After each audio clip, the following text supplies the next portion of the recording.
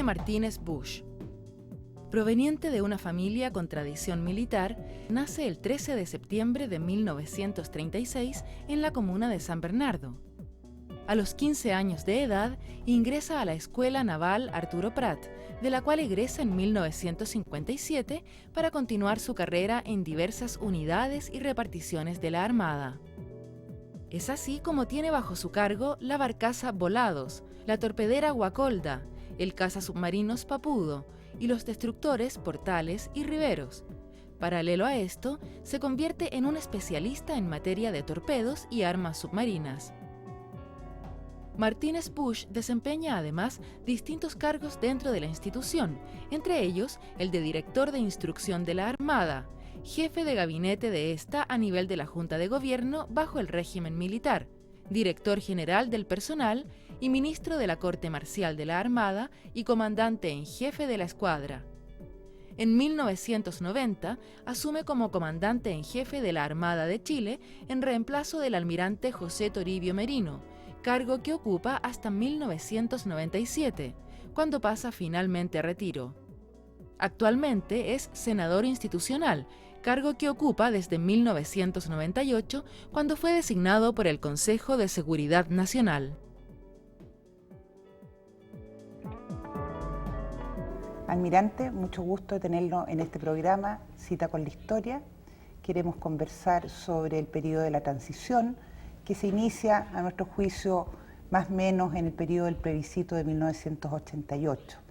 Y quisiera iniciar esta conversación preguntándole qué grado de participación tuvo usted en ese acontecimiento.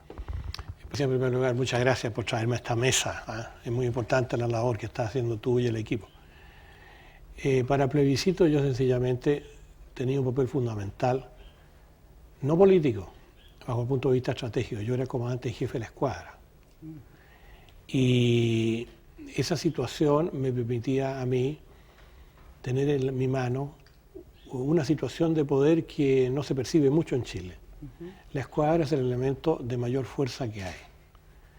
Porque si a la escuadra le sumamos la infantería marina, militarmente, fíjate, militarmente podemos y podríamos haber realizado operaciones militares en cualquier lugar del país. Eso es el fondo, una posibilidad, pero nunca se empleó esa posibilidad. El plebiscito es un hecho político y por lo tanto tenía que resolverse por las vías políticas, la vía de la expresión ciudadana en el voto.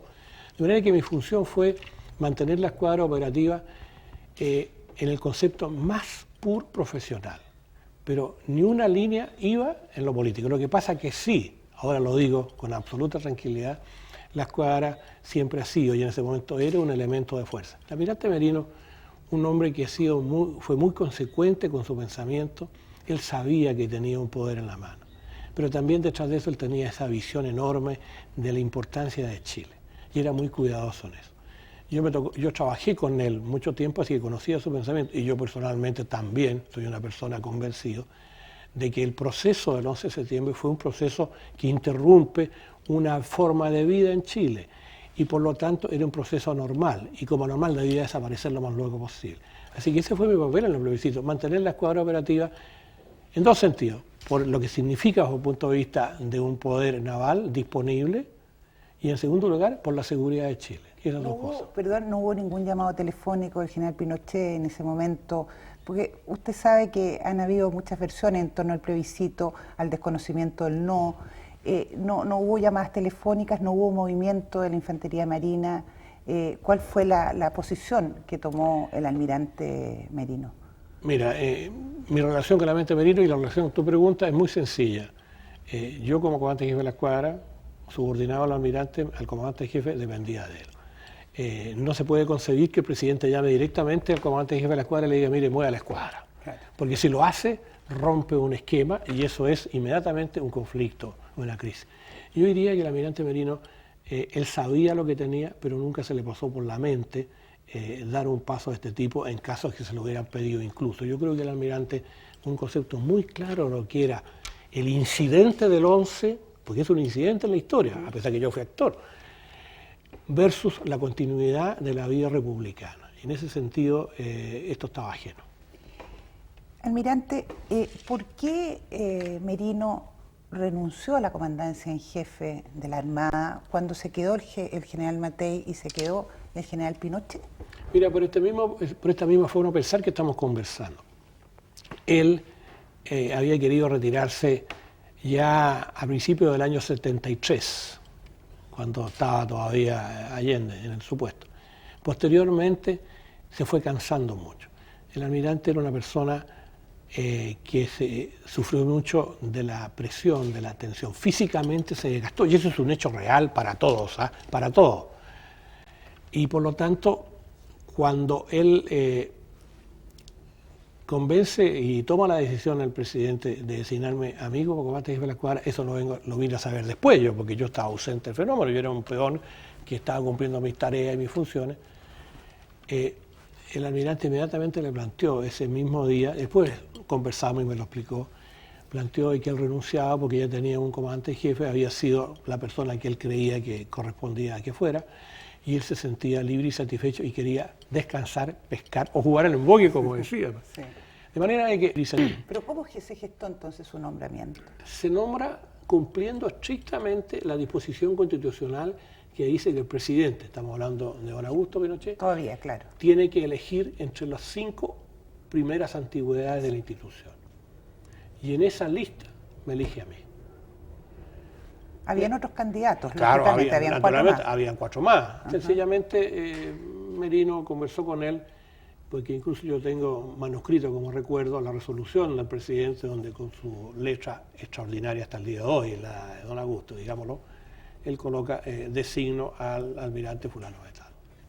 ¿Usted recibió alguna instrucción del almirante Merino para manejar el tema de la comandancia en jefe ya en el ámbito político, no solo en el ámbito institucional? A ver, ninguna, y aquí quiero explicar un asunto que es muy importante y que está de moda hoy día en este momento, quizás el momento histórico lo vas a poner tú en un momento, es el hecho siguiente. Los oficiales, y especialmente los oficiales de Marina, hablo por mi institución, hemos combinado siempre 2 cosas, el saber profesional y el saber humanístico general. Y dentro de eso, la ciencia política es fundamental. ¿Por qué? Porque el oficial cuando llega al nivel político estratégico, al almirantazgo, por el poder que tiene, la fuerza que manda, pero por su relación con la Constitución y con la estructura de una república, él tiene que estar en condiciones de poder entender y seguir los juegos de las ideas políticas, sin que sea parte de esas ideas. Entonces tiene opinión política, eso es cultura política, y eso es fundamental. Para Chile ha sido fundamental. La diferencia, la gran diferencia... Es decir, ustedes como miembros de las Fuerzas Armadas tienen que pensar políticamente, no me los imagino siendo absolutamente neutros. Evidente, y ese es un criterio, yo lo he conversado, por ejemplo, cuando estaba en servicio con algunos oficiales de otras marinas extranjeras, ese es un criterio que ellos han revertido sus academias de guerra, no por la intención de participar, sino con la intención de, como decías tú, de tener un pensamiento y una visión política. Y eso fue lo que ocurre, de manera que cuando él me entrega la comandancia, me entregó el escritorio, es un escritorio histórico, entre paréntesis, en el actual edificio de la comandancia en jefe en Valparaíso, también histórico. Bonito. Bueno, me dice, me dio la mano, te deseo buena suerte, ahora tú tienes el mando del buque. Y se fue. Y el que habla se quedó con los galones del almirante y me quedé solo un minuto en la oficina. Estamos hablando, ¿qué fecha se acuerda? Estamos hablando del 8 de marzo de 1990. Y se fue y a renglón seguido salgo y están todos los almirantes formados. Porque una cosa muy curiosa, ellos pensaron de que con el cambio del almirante Merino venía un cambio generacional en el sentido de otras caras, otras visiones. Pero se equivocaron conmigo. Porque en una organización tú no puedes cambiar de la noche a la mañana. Además de ser injusto, destruye la organización. Como consecuencia de eso, yo los saludé a cada uno de ellos y les dije que todos contaban con mi confianza y que por favor siguiéramos trabajando tal como estábamos. Y durante todo ese año no hice ningún cambio. Al año siguiente, ya en el proceso natural de selección, fui cambiando lentamente, tampoco, yo soy un hombre en ese sentido muy cuidadoso con las organizaciones y con los espíritus de las organizaciones. No fui rupturista. Pero yo podía haber cambiado a todo el mundo, pero hubiera sido rupturista. ¿Y a título de qué? Cuando lo que más mantiene viva, a mi juicio, a las instituciones, es una línea de pensamiento materializada en las personas que van saliendo a la medida que el tiempo pasa. ¿Qué pasó con su primera relación con el nuevo presidente de Chile, don Patricio Aylwin? ¿Cómo fue su encuentro con él? No sé si él estaría muy contento que usted reemplazara al almirante Merino. Dos cosas. No creo que hubiera estado contento porque mi currículum, bajo el punto de vista de ciencia política, es muy activo y sigue siendo muy activo. En otras palabras, yo tengo pensamientos definidos y me juego por los pensamientos. Luego, eso es un problema para cualquier gobernante. Siempre que yo sea un insubordinado, pero como yo no soy insubordinado, no era problema. Lo saludé y le dije, presidente, usted sabe que la función fundamental nuestra es mantener un poder disuasivo para ser empleado por el escalón político. Fíjate bien. Sí, me dijo. Yo le dije, le insisto, poder disuasivo. Porque al decirle eso le estaba insinuando, mire, presidente, aquí hay que mantener potenciales y no ceder al juego de las demandas demagógicas de los presupuestos para dirigir las platas de la defensa a otras áreas. Pero eso era en el tema de defensa exterior. ¿Qué pasaba con la seguridad interior? De la capacidad que podía tener la Marina en un momento determinado de ser una fuerza suficiente de poner en jaque incluso la nueva presidencia. No, en absoluto, ¿no? Eso no estaba en juego, güey. Eso no estaba en juego, pero sí, es que, por favor, estamos hablando de un nivel, del máximo nivel político estratégico que hay en Chile, el máximo nivel de dirección que hay en Chile. Pero estábamos en un periodo difícil, justamente sí, de transición. Pero, espérate, a ver, en un periodo de cambio, yo diría, no de transición, porque no estoy de acuerdo con la palabra transición, en un periodo de cambio, y un periodo de cambio en el cual pasábamos del gobierno de don Augusto, enmarcado en la Constitución también, en las leyes y el reglamento, a un gobierno de don Patricio Aylwin elegido por votación popular directa ya, y por lo tanto la soberanía estaba ya absolutamente traspasada a él. Dos cosas. Primero, yo siempre tuve un diálogo muy franco con el presidente Aylwin. Viejo político, caballero además, hay que decirlo claramente, se podía conversar con él cualquiera cosa y no había problema. Y en segundo lugar... Ya no abierto. Sí, a veces con reticencia, un hombre más de edad se siente un poquito molesto si alguien le dice alguna cosa que él cree que está bien pero que uno la aprecia mal. Y en segundo lugar, algo que es muy importante y que después, y que tiene influencia en las relaciones que estamos hablando de estos niveles ya superiores, la relación que le da el matrimonio Aylwin, él y doña Leonor, a la relación del matrimonio del comandante y jefe con mi señora, con su señora, es no solo más allá de la autoridad, eso está claro, también un concepto más personal, de una comunicación a un nivel más, no de amistad, pero sí un nivel más de consideración de la persona. Importante, relaciones humanas muy llanas. Muy importante, claro. Te diría, porque eso fue una tónica con él. A veces él me llamaba, mire Jorge, voy para allá el fin de semana, el sábado, ¿por qué no me acompaña a tomar once para conversar un tema determinado? ¿Bien? Y en ese sentido, ¿en qué medida el nombramiento de Patricio Rojas como ministro de Defensa pudo poner un poco en jaque estas buenas relaciones que tenía en general las Fuerzas Armadas con Aylwin, incluso sí, el general Pinochet y usted? Mira, lo que pasa es lo siguiente, lo que pasa es que ese es el juego político, pues, ¿eh? Yo te doy la mano y aquí te tengo el látigo. Ese concepto, no lo estoy diciendo no solo figurativo, te doy la mano y aquí tengo el látigo. Porque, como en las películas, los buenos y los malos. Claro, porque aparece un concepto político gravemente equivocado, a mi juicio. Es de que las Fuerzas Armadas iban a reaccionar porque sí, frente al traslado del poder, al traspaso del poder, por el hecho que desaparecía un presidente militar y aparecía un presidente civil. Grave error, porque si yo te he explicado de que en la formación de los oficiales existe un profundo estudio de la ciencia política y la política, de la filosofía política, nosotros mismos que conocíamos lo que había sido romper la continuidad constitucional en Chile el 11 de septiembre, no íbamos a hacer nosotros lo que fuéramos a romper de nuevo. Eso es muy importante. Entonces, en este sistema, lo que ocurre es de que Elwin, muy accesible, pero él tiene que cumplir los mandamientos que le están dando en ese momento el Partido Demócrata Cristiano, gobernante, lo que están dando los modelos socialistas que ha tomado de España, porque hay una gran influencia de los socialistas españoles, Felipe González, especialmente, que le recomendó este tipo de acción. Ojo, esto lo sé directamente porque yo me metí en el problema pues para saber, para ir interpretando los movimientos. Entonces coloca a Patricio Rojas. Patricio Rojas había sido ministro antes cuando el gobierno de Frei. De Frei Montalva. De Frei Montalva. Claro. Pero Patricio, con quien después conversamos mucho, tenía un carácter, y tiene un carácter bastante complicado. Y un carácter complicado que nos llevó a frecuentes encontrones y diferencias con él.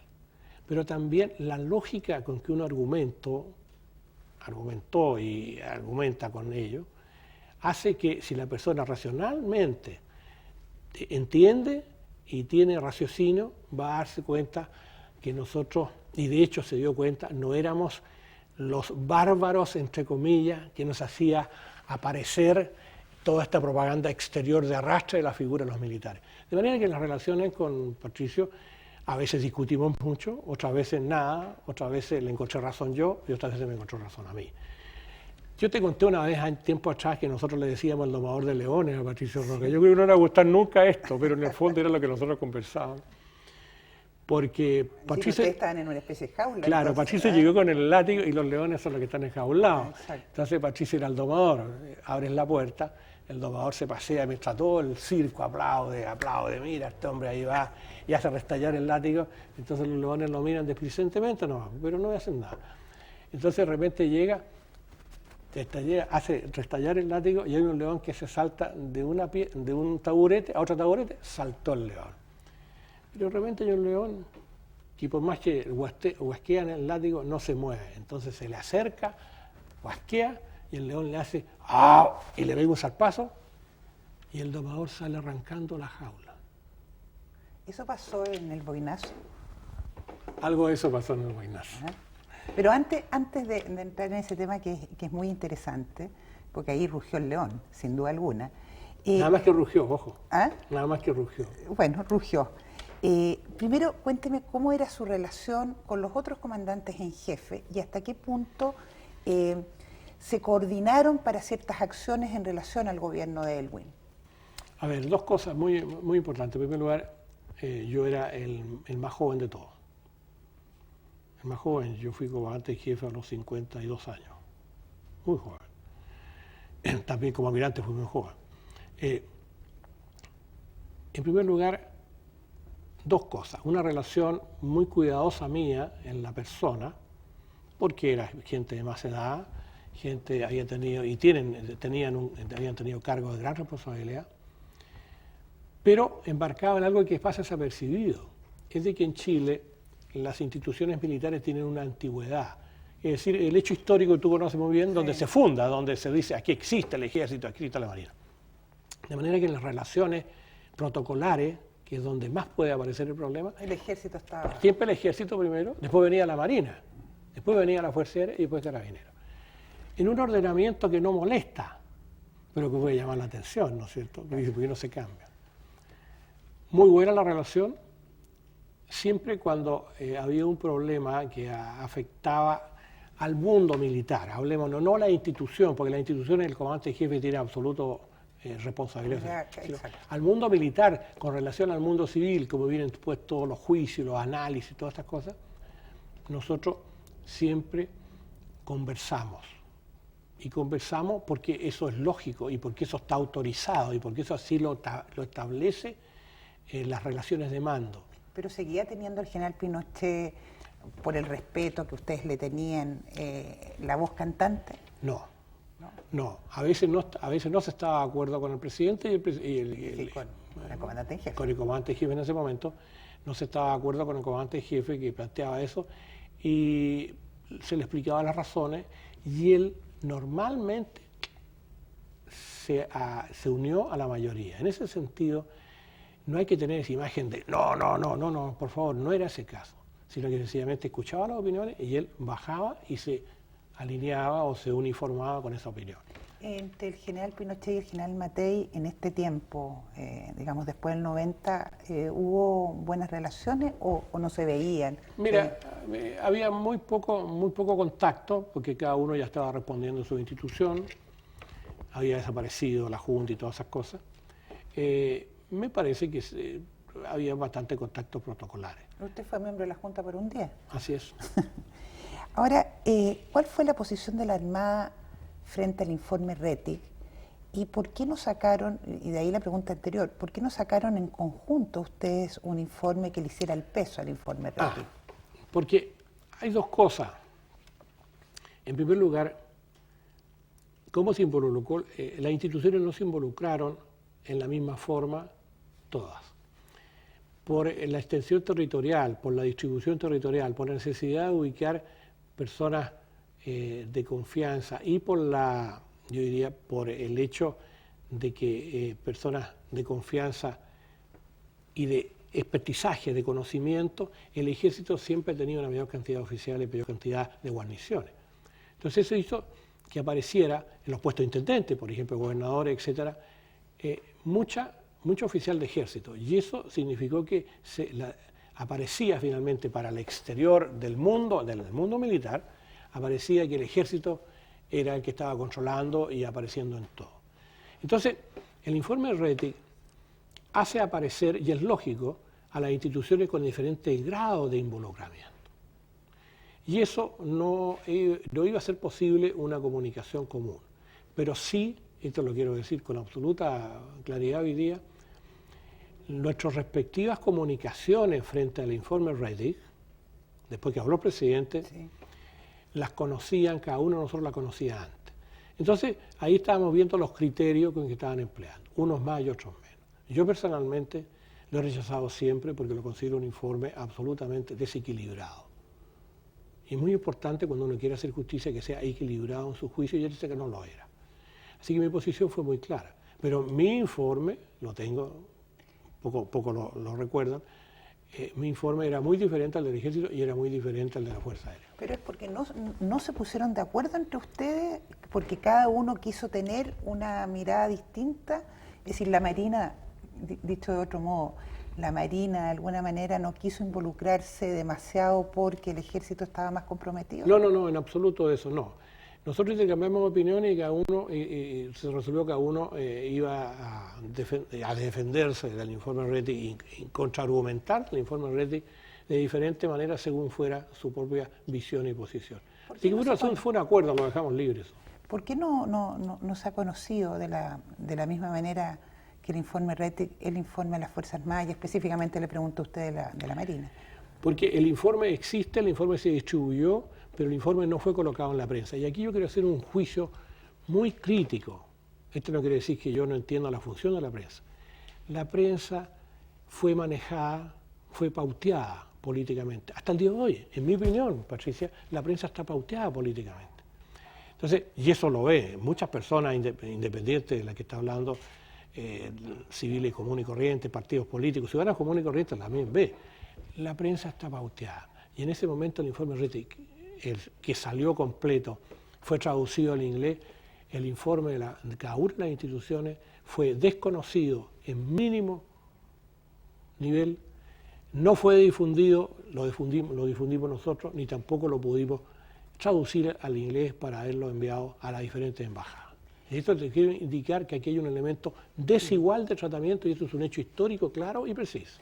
La gente izquierda le contestaría o le retrucaría diciendo que la mayoría de los medios de comunicación, sobre todo escritos, pero también de televisión, está en manos de la gente centro-derecha. Yo le contestaría a la gente de izquierda, cómo no, veamos la afiliación de los niveles intermedios y ahí estamos listos.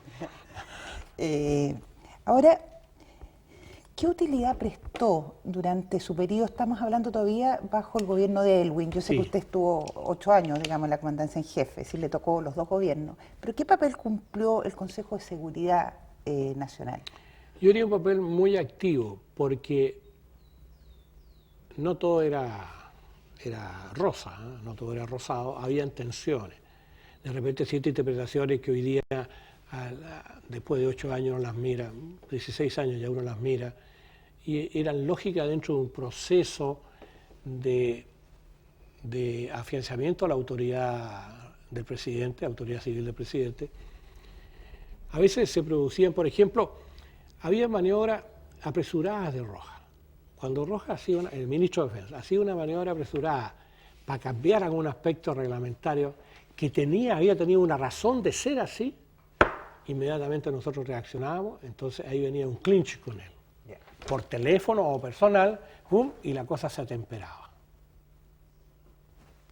Ahí tiene un ejemplo de cómo funcionábamos. ¿Y cuándo llamaban al Consejo de Seguridad Nacional? ¿Cuándo ese clinch? Espérate, cuando ese clinch iba a explotar en una dirección determinada,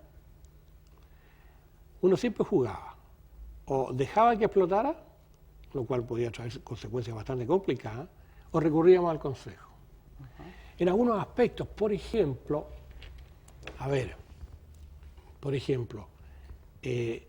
con relación, decirte algo, digamos, con relación al análisis general de la situación política del país, cómo estaban los grupos terroristas, el mismo informe Rete, en alguna medida, se discutió en el Consejo de Seguridad, pero se discutía no evitando. Elwin en ese sentido era, claro, él se colocaba en una posición muy delicada, él no podía aceptar que ocurriera la votación, porque si aceptaba la votación, podían dejarlo a un lado. Salvo que él aceptara de que los que estaban sentados ahí, en ese sentido, eran iguales.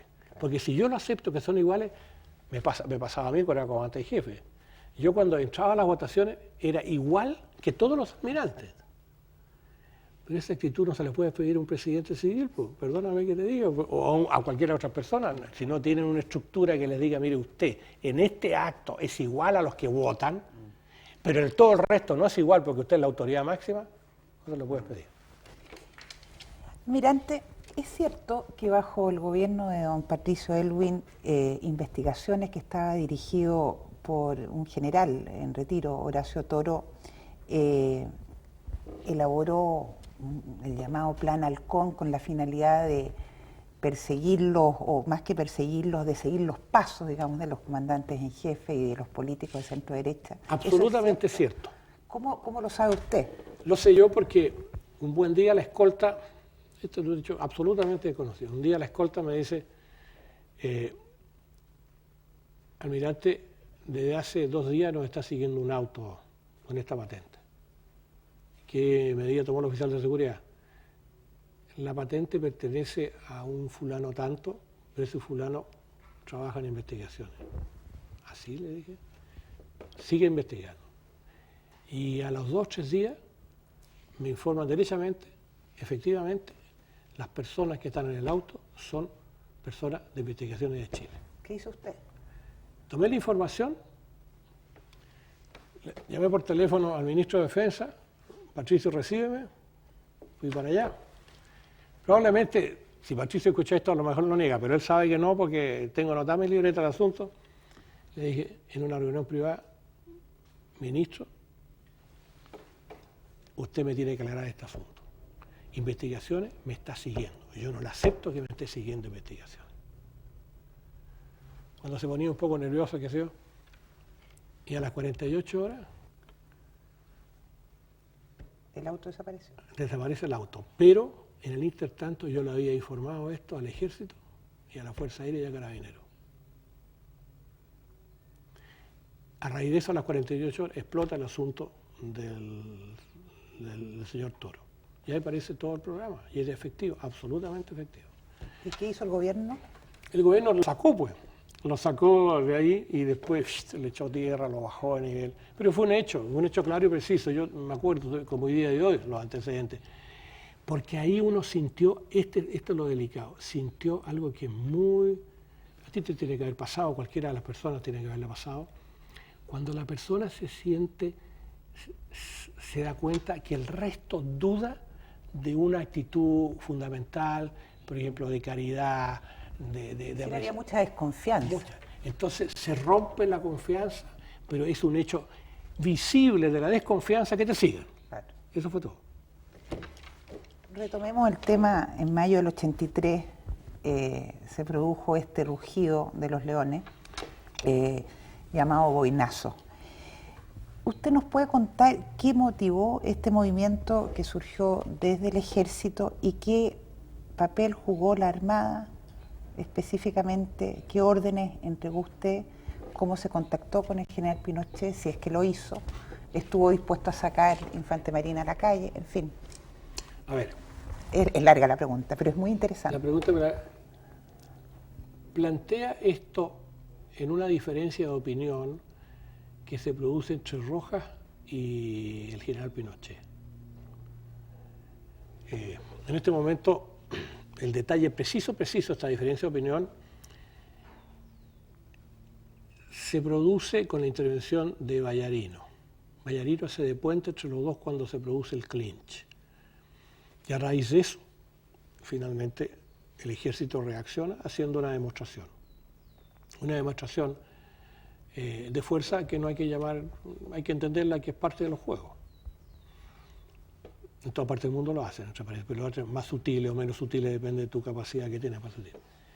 La Armada, cuando ocurre eso fue en diciembre del 93 finalmente, sí. Cuando ocurre eso, yo lo que hice fue de puente, de intermediación entre el presidente, la presidencia, mismo ministro Patricio Rojas y el general Pinochet. En el sentido de... Un mediador para que se calmara... Claro, para que se pusieran de acuerdo de nuevo en los términos, porque todo se había producido por una diferencia en una acción que había que tomar entre Patricio Rojas y el general Pinochet. Y tenía que ver también con los llamados pinocheques. Recuerde eso también. Por ahí va la cosa. Bueno, pero mi problema era otro. Mi problema era bajar el nivel de la situación. En otras palabras, yo hice mediador de la crisis, pero muy suave. Nunca he sido un hombre muy estridente en eso, muy suave, con cierta cautela, dadas los caracteres de las dos personas en juego. Un presidente de la República, un comandante en jefe con bastante prestigio. Entonces, sencillamente se temperó, y el asunto después siguió siendo parte ya de las relaciones. ¿Cuál fue el momento más difícil que vivió usted como comandante en jefe bajo el Elwin? ¿Fue este? Yo diría que sí. Pero en alguna medida se había producido un hecho importante. Yo te comenté al principio de que había un contacto más personal, etc. Y eso también facilitó la comunicación. En otras palabras, desde lejos yo cumplí el rol que el sistema político me había asignado. Eso lo digo derechamente. Pero no es que me gustara, lo buscara, sino que lo encontraba lógico porque la posición era muy extrema, dados los antecedentes, y el país tenía que tomar una situación más de conciliación y de confianza mutua. Ahora, ¿cómo fue su relación con Eduardo Frei Ruiz-Tagle? Y la pregunta que cae de cajón, ¿no le pidió que se alejara al mando? A ver, un buen día me llama Patricio Rojas por teléfono y me pregunta, ya estábamos a nivel de tuteo, ya, así que habíamos pasado todas las perezas y este domador de leones ya sabía que los leones, el látigo se le quebró por ahí, lo dejó a un lado. Y me dice, Jorge, me dice, ¿tú estás dentro de la cláusula del artículo transitorio de la Constitución y que dice que los actuales comandantes de jefe duran 8 años? Sí, ministro, le dije, yo estoy dentro de la cláusula. Eso fue todo. Porque mi posición fue siempre constitucional.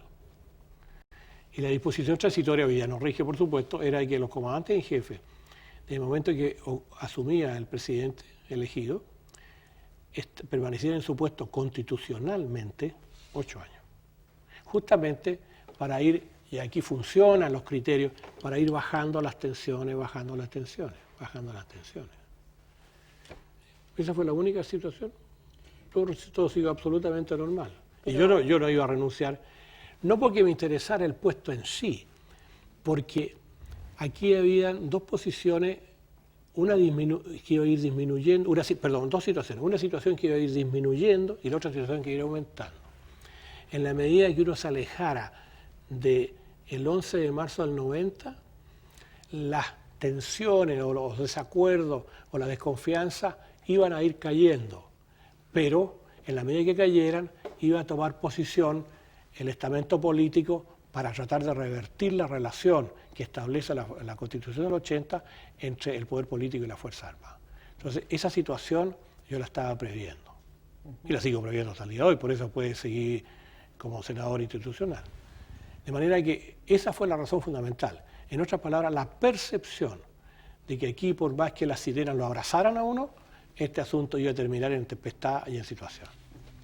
¿Cómo fue su relación con Eduardo Frei? ¿Tan buena como la que tuvo con don Patricio? Yo te diría una cosa, que dado el carácter de Eduardo Frei, no fue tan buena. No en el sentido de problemas, de choques, no tuve. Yo tuve muy pocos problemas con don Eduardo, quizás menos que con Elwin, porque naturalmente que los ministros de defensa eran diferentes, porque sí. Aquí el factor era nuestro amigo Patricio Rojas. Entonces, ¿qué es lo que ocurre? Lo que ocurre es que la personalidad de Eduardo Frei es poco comunicativa. Ahora tiene un nuevo look, pero propio comunicativa. Es difícil hablar con él, porque él no es... Entonces, con los comandantes en jefe, él se colocaba en la posición de presidente como si yo dudara que él fuera presidente, que él no fuera presidente. A ver, ¿cómo así? Por ejemplo, cuando usted lo fue a visitar para, supongo, felicitarlo por el triunfo. Muy tieso, muy lejano, diciendo que aquí está el presidente. Y yo no tenía ninguna duda que era el presidente, porque si no hubiera sido estúpido. Pero eso también fue cambiando en la medida que yo me di cuenta del carácter de él. Quizás las personas tímidas, y el almirante Merino era tímido, entre otras cosas, se cierran un poco y después se van abriendo también y tienen confianza.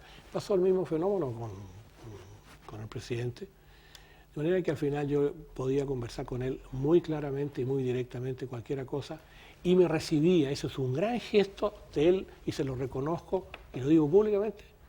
Era uno de los pocos que recibía en su escritorio personal.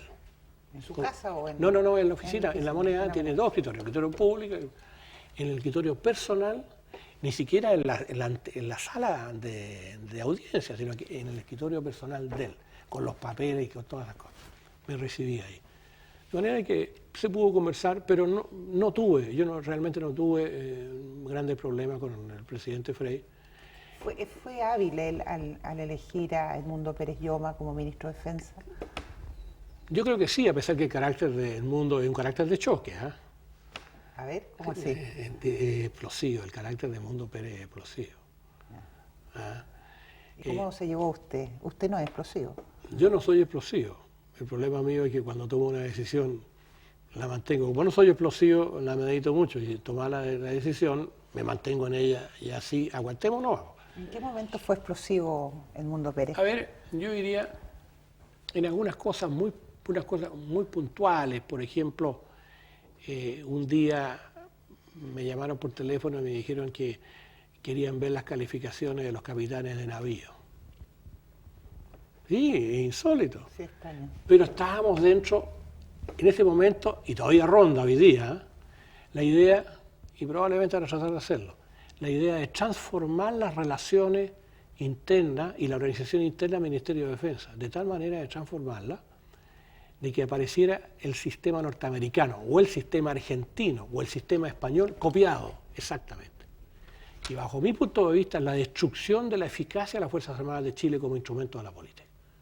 Es decir, es la intromisión del gobierno... Derechamente en los asuntos internos, a ese nivel. Un día me llama, a ver, una cosa es bueno que la sepas. Normalmente yo soy muy caballero y no uso el garabato. Me desagrada, no soy educado, no soy de esa generación. Pero un día me llama El Mundo y qué sé yo, y me tira este asunto. Y yo en ese momento iba a tomar el avión para irme a Estados Unidos a una conferencia. Fue una de las pocas veces en que le mandé garabatos de aquí hasta la luna, y por supuesto no pasó nada. Después seguimos buenas relaciones. Él es yatista, es un gran deportista, es un hombre en ese sentido muy abierto, es muy agradable, la familia, etc. No ha habido problema. En general, yo te diría que con el presidente Frei no tuve más problemas. Ni siquiera cuando le expliqué cuáles eran los antecedentes que técnicamente hacían, te estoy dando informaciones que no las tiene nadie, porque creo que vale la pena decirlo, cuáles eran las razones técnicas por las cuales nosotros teníamos en primer lugar los submarinos de origen francés y no los alemanes. Y él quería una información precisa. Y tú, este presidente, cuando te invita a una reunión privada en su escritorio, le entregas toda la información que tiene porque está respondiéndole al conductor de Chile, al jefe del Estado. Al comandante en jefe de todo, de todas las fuerzas armadas. Claro, no bajo el punto comandante jefe, pero sí a la persona que tenía que estar informada. O sea, nadie mejor que el presidente va a estar informado. Así sea buena o mala la información, la tiene él. Y yo creo que, mira, en general, muy bien. Yo no tengo... Lo mismo con la señora, también a veces tomamos once. Yo creo que con esos dos presidentes yo no tuve problemas en profundidad. Ahora, hay otro hecho puntual en que la Armada se vio involucrada de alguna u otra manera cuando usted tiene que haber dado la orden de facilitar el Hospital Naval y la base Talcahuano cuando se detuvo ya bajo el gobierno de Frey en el 95 al general Manuel Contreras. ¿Cómo se gestó eso? Porque no efectivamente, mira, efectivamente, y ese asunto nos produjo, ahora me acordé, un mes más o menos, un mes y medio, de tensión aparente, porque por contactos de otro tipo, contactos absolutamente personales, un familiar me explicó, mira, la situación del general es esta, tiene diabetes, y la diabetes está disparada con un asunto emocional, y además tiene una afección mucho más delicada interna. Cuando lo fueron a buscar al fondo, a Fresia, estaba ya en el pic de este asunto. Me dijeron, mira, si lo llevan directamente a donde tiene que ir, pues recuerda que tenía que ir a cumplir prisión, este hombre no va a resistir. Hagamos algo mientras lo preparamos médicamente frente a esta realidad. Así que, ¿qué hacemos? Hablé con el ayudante médico que tengo y me dijo, mire, la solución es que pase al Hospital Naval y lo examinemos y veamos. Si es cierto, médicamente está seguro. Y si no es cierto, bueno, habrá que decirle, ¿sabe qué más? Este es un volador de luz y siga su camino. Correcto, le dije yo. Y aquí yo siempre me he tirado carriles, le acepto. Era delicado por la situación política. Pero yo sabía por el otro lado personal de que era efectiva esta situación. Y más allá, no lo puedo decir por razones de delicadeza, era más allá el problema. Digo, como consecuencia de eso, se detienen, va al hospital, le hacen el examen, y no solo le salen estos exámenes, le salen muchas cosas más. Todo esto yo le había informado a Patricio que estaba haciendo... No, a Edmundo Pérez. A Edmundo Pérez, perdón, le había informado a Edmundo Pérez que estaba haciendo estas cosas yo, por estas razones. Normalmente había silencio en las líneas, como diciendo este gallo, la maniobra que está haciendo no se la creo, pero con nada. Y a los 2 días, 3 días, le llega a él el informe médico. Y tuvo la gentileza, el mundo, de llamarme y decirme, Jorge, me dice, le achuntaste medio a medio. Yo no creía que fuera verdad. Sigamos, pues le dije, no al otro lado de la línea. Pero la verdad es esa. Es una situación absolutamente verdadera, pero que se dio porque yo tenía una información de otro lado, que era imposible que tuvieran otras personas, donde el asunto me decía, esto sí es cierto, y era de plena confianza una persona seria. ¿Qué pasó con los miembros de la Armada que pertenecieron a la DINA? A ver. ¿Habían? Porque quizás no había. No creo que no haya más de 7 o 8 personas. ¿Sí? El almirante Merino, a ver, por el año 78, 79, cuando se transforma la DINA en CNI, retiró a todo el personal. Lo volvió a sus funciones. Y eso hay que decirlo claramente, eso es un hecho que dignifica al almirante, porque el almirante no se sintió parte de ese tipo de actividad. De manera de que la Armada dejó de participar en todos estos organismos y se centró en su problema. Hay un elemento que no se menciona en todo esto, es de que la situación con Argentina se estaba deteriorando rápidamente. Y era necesario rehacer determinados servicios en la institución para hacer frente. Y nosotros siempre hemos estado escasos de personal, porque la diferencia es notable con el ejército. De manera que esto se produce y ellos se retiran. Ahora, En las situaciones posteriores eso ya es un asunto que escapa a la institución porque estaban bajo otro mando, bajo otras disposiciones. Mucha gente todavía no cree que estuvimos en una crisis muy real, en un posible conflicto con Argentina justamente en el año 78, a raíz de lo que usted me está contando. ¿Hubo realmente peligro de guerra? Absoluto, absoluto. Yo le doy fe, Patricia, porque yo era el segundo comandante del buque insignia de la escuadra, del Prat. Tenía embarcado el almirante López, en paz descanse, y después de él venía el comandante del buque y después venía yo. Así que tenía que estar al tanto. Yo era responsable de 1.200 hombres que tenía el buque. Vi los mensajes de Merino, y están guardados. Prepararse para entrar en combate, y la hora que dio fueron las 4 de la mañana. 4 y 5 de la mañana, habían 2 horas de diferencia. Y salimos a dar la batalla. Y la escuadra formada por 14 buques, habíamos sacado todos los buques, hasta aquellos que apenas andaban, pero era lo que teníamos. Los estuvimos esperando los argentinos en el Drake por aproximadamente 6 horas. Con la suerte del chileno de que había un temporal caballo grande, yo diría, es una expresión folclórica. ¿Al lado Atlántico o Pacífico? No, al lado nuestro, con lo cual el temporal va siempre hacia el Atlántico. Yeah. Luego nosotros teníamos, y esto es muy interesante, en táctica naval la posición estaba con nosotros, o sea, el mar y el viento estaban con nosotros, de manera que el argentino ha sido muy complicado. Estuvimos a punto de entrar en combate y íbamos preparados. Yo cuando salí con el buque ordené condición de combate. Eso significó que las municiones estaban en los cañones, etcétera, etcétera, etcétera, y los roles de guardia estaban funcionando ya en guerra. Y no volaba una mosca. ¿Por qué en Chile no se supo y sí en Argentina? En Argentina hubo oscurecimiento. ¿Por qué en Chile la población civil no se enteró de un conflicto? Se enteró muy poco, no, pero se enteró. Y yo te diría que en Punta Arenas la población civil estaba absolutamente cuadrada con todos los uniformados y eran parte de la defensa. Por ejemplo, en Punta Arenas la defensa de la ciudad estaba a cargo de grupos mixtos, de carabineros y de civiles, o de militares y de civiles. Eso la gente no lo ha dicho. El gremio de los profesores en Punta Arenas, por ejemplo, era un gremio fantástico, cómo motivó, organizó. Estaban preparados hospitales de campaña en los liceos, etcétera. Eso no se sabe porque nadie lo ha escrito. Lo escribiremos entonces. Tenés que escribirlo, este es un tema que tenés que estudiar en la ciudad ya. Y vamos a un tema que es importante, y usted lo vivió como comandante en jefe.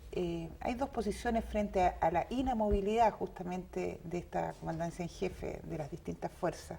¿Cuál es la posición suya en relación a este tema y por qué? A ver. Hay dos cosas que diferencian a las Fuerzas Armadas de Chile, a la organización de la defensa en Chile comparada con otros países. Lo primero es la forma en que le hemos dado nosotros las relaciones en el Ministerio de Defensa con relación al presidente. Absolutamente directa y absolutamente responsable, sin intermediario. Eso es fantástico, porque la responsabilidad se siente inmediatamente. No hay intermedio, estoy yo. Así que si yo fallo, yo le fallo al sistema. Y lo segundo es el hecho de que los comandantes jefes sean inamovibles por sus periodos, salvo que intervenga el Consejo de Seguridad o salvo que intervenga la Cámara de Diputados con una acusación que tiene que ser fundamentada. Sí, tampoco son inamovibles, en el sentido absoluto, es que son movibles, cambiables en estas circunstancias. La inamovilidad permite, por ejemplo, expresar lo que expresó el general Cheire el otro día, que el mundo militar, todos, se siente incomprendido y se siente que no ha recibido el tratamiento que merecía del mundo civil. Esa expresión está bien, esa es una expresión en la cual le dice al país, se lo ha dicho, no hay duda al presidente, esto no tengo la menor duda, y le dice al ministro, se lo ha dicho al ministro, mire, cambiemos, ¿hasta cuándo nos siguen a nosotros estigmatizando? Si esto pasó, etcétera, etcétera, las circunstancias son diferentes. Si no hubiera ocurrido la inamovilidad, Cheire guarda silencio y de repente podríamos haber tenido un desaguisado en la paramilitar, por ejemplo. No, yo no le rindo honores a determinada persona. ¿Cómo pasó? ¿Cómo pasó? Eso, no te olvides, es el gran mérito. Que alguien diga por carácter, el presidente Lago probablemente piensa así, no, yo soy el presidente y tengo dominio absoluto. Es que eso es un pensamiento medieval, no lo quiero ofender, pero eso es un pensamiento medieval. En un Estado organizado, las relaciones se llevan por los equilibrios entre las funciones y las obligaciones, o las prerrogativas y las obligaciones. Y la inamovilidad tiene único ese fin. Ahora, que se pueda expresar la opinión ordenada y democráticamente en el Consejo de Seguridad, como yo lo hice muchas veces, me acuerdo de varias intervenciones, eso es una gran manera de decirle al director de Chile, al presidente, las cosas no están bien, o las cosas están bien, pero con una franqueza que corresponde al nivel que se tiene. Y aquí, sencillamente, no hay nada más. Ese es un tesoro. Lo que pasa es que no lo quiere entender. Si yo tengo una concepción de la autoridad que es autocrática, yo soy, y después nadie, vamos a volver al cambio y a la rotación de los comandantes de jefe periódicamente. Porque me miró feo, porque lo que dijo el general Cheire no hubiera durado ni 5 minutos si no hubiera habido inamovilidad, etcétera, etcétera. No. Y eso significa que lo rompes, y aquí a lo mejor vamos a cerrar algo, rompes la continuidad en las instituciones como estas, que son fundamentalmente de doctrinas y de experiencia. Yo por eso no cambié a los almirantes cuando me recibí de comandante de jefe, y por eso que yo no quiero que cambie la inamovilidad, porque la rotación va a ser tan feroz. Veamos lo que pasa en Argentina, veamos lo que pasa en el Perú. Ni siquiera en Estados Unidos, porque en Estados Unidos la Junta de jefe de Estado Mayor, con el chairman, es el presidente de la Junta, está aceptado tácitamente. Esa es una regla de oro, porque los anglosajones cumplen su palabra, nosotros no la cumplimos. Sencillamente, esa Junta de jefe de Estado Mayor, cuando asumen, cuando toman ese puesto, no los tocan, salvo que hagan un desaguisado, como decir, bombardeemos, como lo dijo el jefe de la Fuerza Aérea, bombardeemos Bagdad con una bomba atómica. Entonces no, pero la gente se cuida. Almirante, ha sido muy grato conversar con usted, nos ha contado temas, cosas muy interesantes. Le agradezco profundamente su franqueza para hablar con nosotros y agradezco profundamente su franqueza para hablar. Felicito por esta idea. Gracias.